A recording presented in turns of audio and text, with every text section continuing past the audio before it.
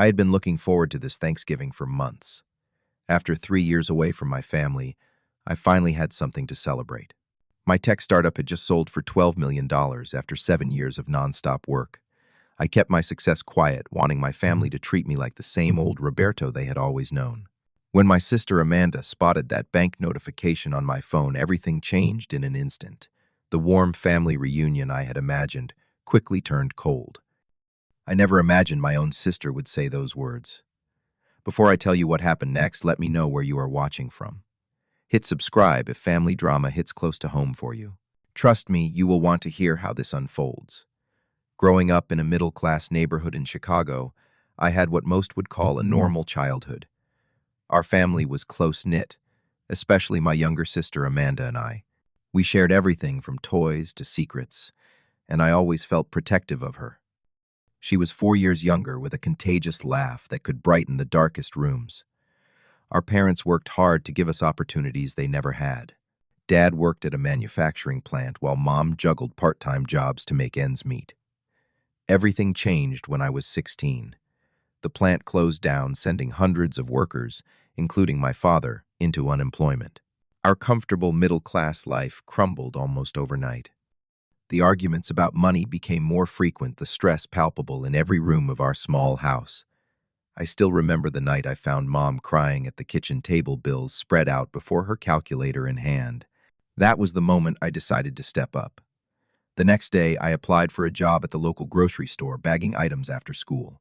Soon I was working weekends at a computer repair shop too, learning skills that would later become invaluable. Every paycheck went toward helping with utilities or groceries. College became my focus, the pathway out of financial instability. Computer science fascinated me, and I managed to secure a partial scholarship to a state university. I worked 2 jobs throughout college, often studying until 3 in the morning just to keep my grades up. After graduation, I dove into the startup world, living on ramen noodles in a tiny studio apartment while coding 18 hours a day. My first 2 startups failed spectacularly. The third barely broke even. But each failure taught me valuable lessons about business technology and perseverance. 7 years ago, I founded my fourth company, a cybersecurity platform that protected small businesses from increasingly sophisticated attacks. We struggled for years, nearly going bankrupt twice, but eventually gained traction with a revolutionary approach to data protection. 3 months ago, a tech giant offered to acquire us for $12 million. After paying my incredible team and settling all debts, I walked away with just over $12 million in my personal account. It was surreal, especially considering where I had started. But I made a conscious decision not to announce my windfall to my family or change my lifestyle dramatically. Money changes how people see you, and I wanted authentic relationships, not people interested in what I could give them. The pandemic had kept me away from family gatherings for 2 years. Work had been my excuse the year before. So this Thanksgiving would be the first time in 3 years that we would all be together under one roof. I was genuinely excited to see everyone, especially my nieces and nephews who were growing up so fast. When I pulled up to my parents' small suburban home that Wednesday before Thanksgiving, Mom rushed out the door before I even turned off the engine. Her hug felt like coming home, and Dad followed with a firm handshake that turned into a bear hug. Amanda arrived an hour later with her husband Jack and their 3 kids. The first thing I noticed was her designer handbag and the brand new SUV they arrived in. Strange, considering Amanda had complained about money problems during our last phone call. Throughout that evening, she made several comments about the cost of raising 3 children, hints about their mortgage being underwater, and sighs about the price of college these days. During dinner that first night, Amanda casually mentioned that Jack had developed a gambling problem after losing his job during the pandemic. They had apparently racked up significant debt, though she was vague about the amount. I listened sympathetically, offering general advice about financial counseling, but I noticed how her eyes narrowed slightly when I did not immediately offer money. That first night, I went to bed feeling uneasy but convinced I was overthinking things. Family was family, after all. Thanksgiving morning dawned bright and clear. I woke up early, the smell of coffee already drifting upstairs. Mom was in the kitchen preparing the turkey when I came down, and I immediately offered to help. She put me to work chopping vegetables while she prepared her famous cornbread stuffing. It felt good, this simple act of working together in comfortable silence. I had left my phone on the counter while washing my hands. That was my first mistake. The notification sound pinged loudly, and my banking app flashed briefly on the screen. Normally, I kept all financial notifications silent, but I had been corresponding with my financial advisor about investment options and had temporarily enabled alerts. Amanda walked in at that exact moment, reaching for a coffee mug. Her eyes flicked to my phone screen just as the notification displayed transfer complete. Available balance, $12.077409.28. The mug froze midway to her lips. I quickly grabbed my phone, but it was too late. Her eyes were wide mouthed, slightly open in shock. Amanda waited until Mom stepped outside to get fresh herbs from her garden before confronting me. She spoke in a hushed, urgent tone. Why did I not tell them I was rich? How long had I been hiding this? Did I not trust my own family? I explained the startup sale, the years of work, the risks taken, emphasizing that it had just happened recently. Amanda seemed to accept this, even congratulating me with a quick hug. Her smile did not reach her eyes, though, and I noticed her thumbs moving rapidly on her phone screen moments later when she thought I was not looking. By noon, something had shifted in the house. Dad was suddenly interested in my career in remarkable detail. Mom kept mentioning how proud she was, patting my shoulder every time she passed. Jack, who had barely spoken 3 sentences to me since arrival, was now my best friend, asking about investments and market trends. As we gathered around the Thanksgiving table that afternoon, the turkey golden brown and the sides steaming in their dishes, I could feel all eyes on me. The conversation seemed normal on the surface, but there were undercurrents I could not ignore. Dad mentioned how their retirement fund had taken hits during the market downturn. Mom casually brought up her arthritis medication costs. Amanda shared stories of how my oldest niece was gifted in mathematics and deserved specialized education they simply could not afford. Jack talked about the struggling housing market and how they might lose their home. Every comment felt calculated, designed to remind me of their financial struggles while highlighting my newfound wealth. I picked at my food appetite, diminishing with each passing minute. After dessert, Amanda cleared her throat and suggested a family meeting in the living room. We sat in a circle, and for a moment nobody spoke.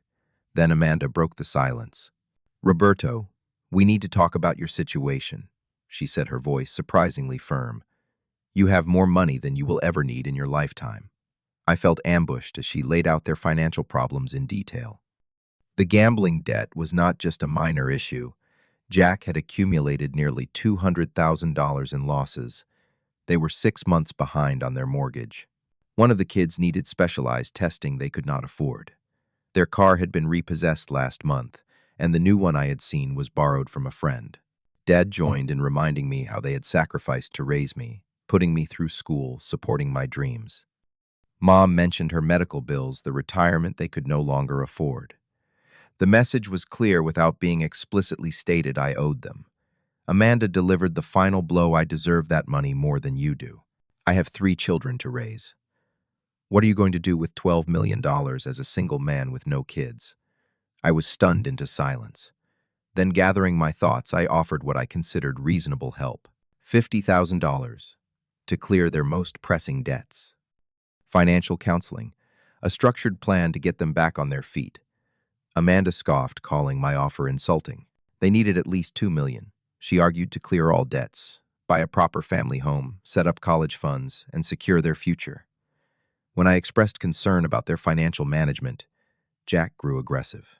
You think you are better than us, just because you got lucky with some tech company, he spat. Either you help your family properly, or do not bother being part of our lives. The kids will not even know their uncle exists. That night, lying in my childhood bed, I stared at the ceiling fan spinning slowly above me. The walls that had once held so many good memories now felt like a prison. Sleep evaded me as I replayed the conversation over and over, wondering if I was indeed the selfish person they now claimed I was.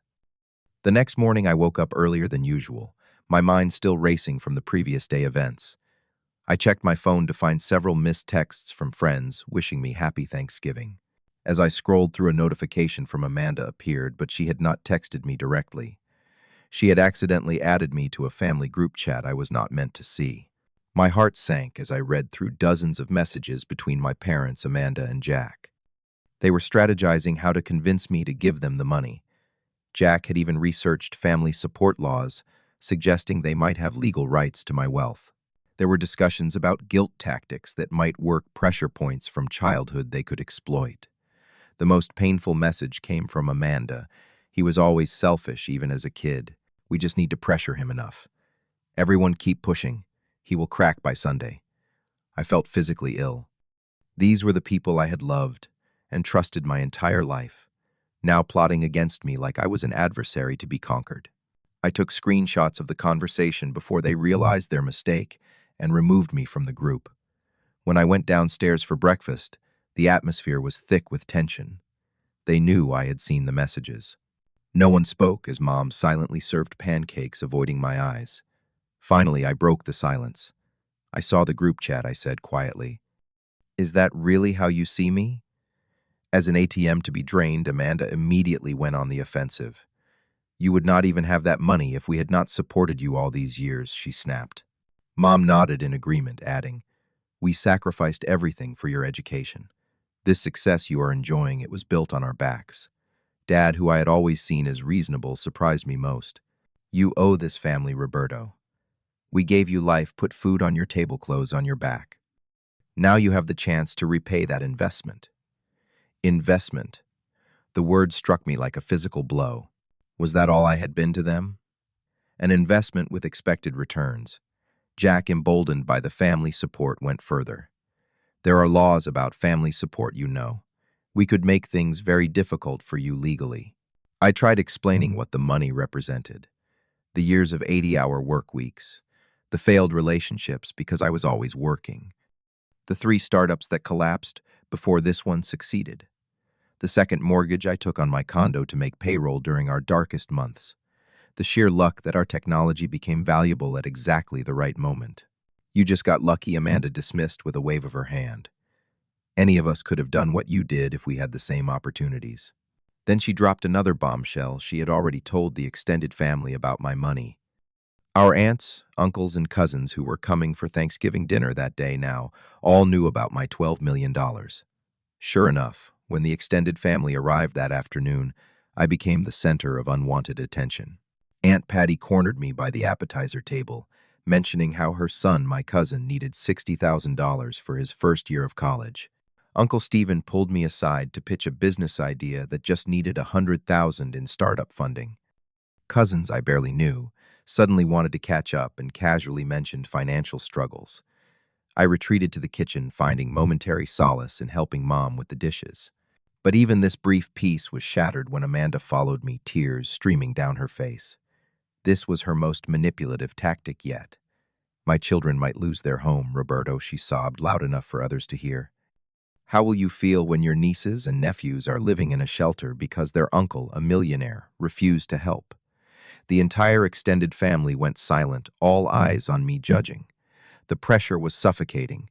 I stepped outside onto the back porch, needing fresh air, but Amanda followed. Soon Jack joined, then my parents. The confrontation spilled into the backyard where neighbors could potentially hear. Amanda was no longer holding back. You are the most selfish person I have ever known, she screamed. You sit on millions while your family suffers.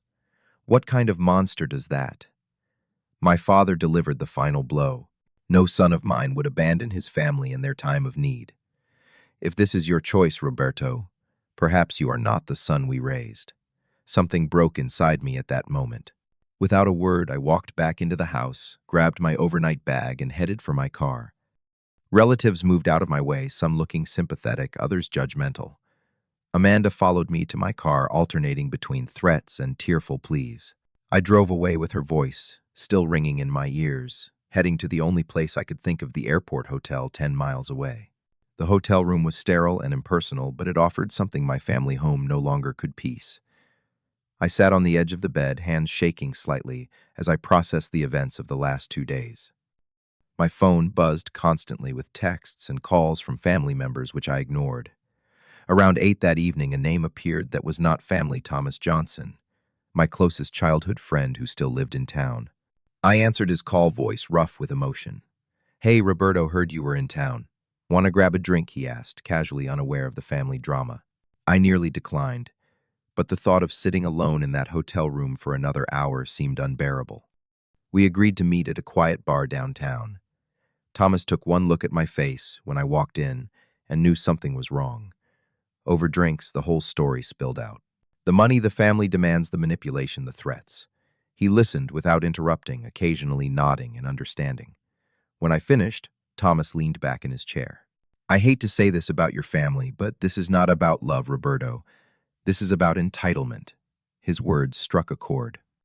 Thomas reminded me of all the times I had helped my family over the years.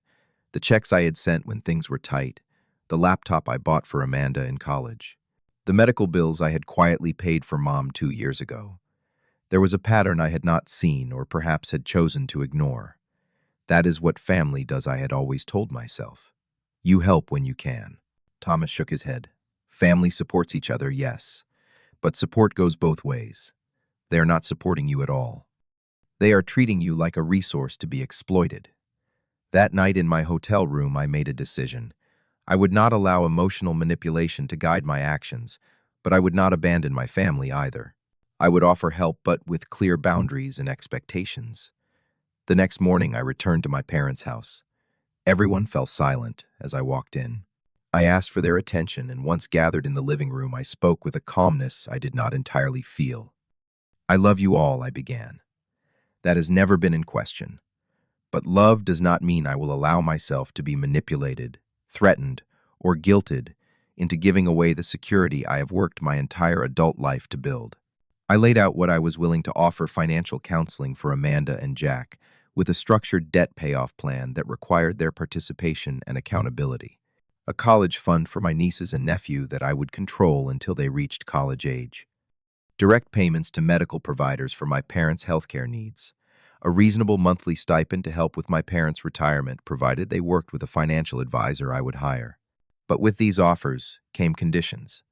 No more emotional blackmail, no more entitlement to my money, no more threats about keeping me from the children.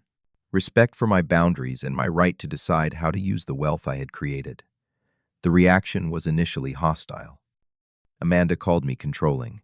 Jack stormed out of the room. Mom cried. Dad sat in stony silence. I remained calm, explaining that these were my terms and they were not negotiable. "It is your choice," I concluded. "Accept my help on these terms or do not. Either way, I will not be manipulated into giving millions simply because you feel entitled to it." I left that day, returning to my life in Seattle, uncertain if I still had a family. The following weeks were difficult. Amanda blocked my number. My parents' messages were cold and brief. I questioned my decision countless times, wondering if I had been too harsh, too rigid in my boundaries. 6 months later, things began to change. Mom called, asking genuinely about my life rather than hinting at financial needs. Dad sent an email apologizing for his words at Thanksgiving. They had begun to understand my perspective, or at least respect my boundaries. They accepted the help I offered on my terms. Amanda took longer. Her pride was wounded, her sense of entitlement deeply ingrained. But when their house went into foreclosure proceedings, she finally agreed to the financial counseling. Jack attended gambling addiction meetings. Slowly, they began rebuilding their financial life with the structured assistance I provided. I established college funds for my nieces and nephew, something that would genuinely secure their future rather than disappearing into their parents' debt. I found the best specialists for my mother's arthritis and paid for treatments that improved her quality of life significantly. Most importantly, I established a nonprofit organization that taught coding and entrepreneurship skills to underprivileged kids in Chicago. Creating opportunity rather than dependency became my mission, inspired by the painful lessons from my own family. The experience taught me that money does not change people. It reveals who they truly are. It also showed me that sometimes the most loving thing you can do is set firm boundaries even when it hurts in the moment. Today, my relationship with my family is different. More distant in some ways, but healthier in many others. We are rebuilding on a foundation of mutual respect rather than financial expectation. Some wounds may never fully heal, but I found peace in knowing I stood my ground with love rather than resentment. What would you have done in my situation? I would love to hear your thoughts in the comments below. Have you ever had to set difficult boundaries with family? If this story resonated with you, please hit the like button and subscribe for more real-life experiences. Share this video if you know someone who might be struggling with similar family dynamics. Thank you for listening to my story, and remember, true family support is about love and respect, not financial transactions.